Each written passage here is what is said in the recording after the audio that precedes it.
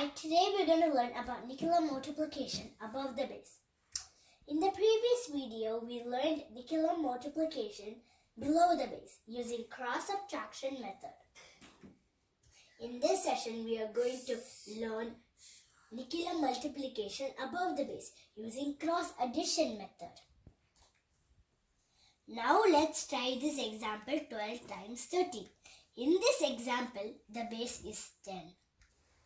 Using 10 as the base, 12 is 2 more than 10 and 13 is 3 more than 10. Write these on the right side with a plus sign.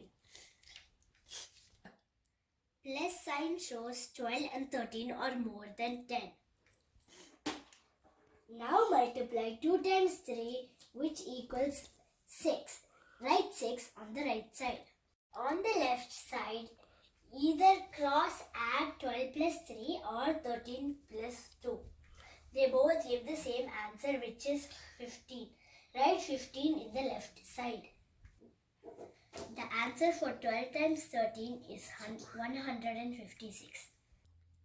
Now let's try a 3-digit number that has a carryover.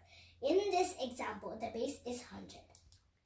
Now let's multiply 142 times 103.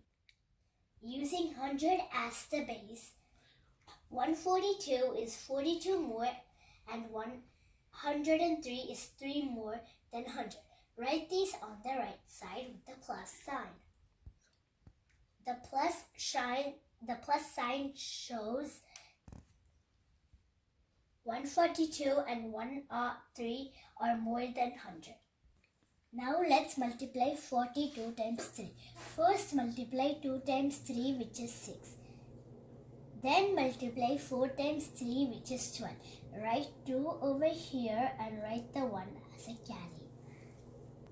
Now cross subtract 142. Cross add 142 plus 3 or 103 plus 42. They both give the same answer, which is 145.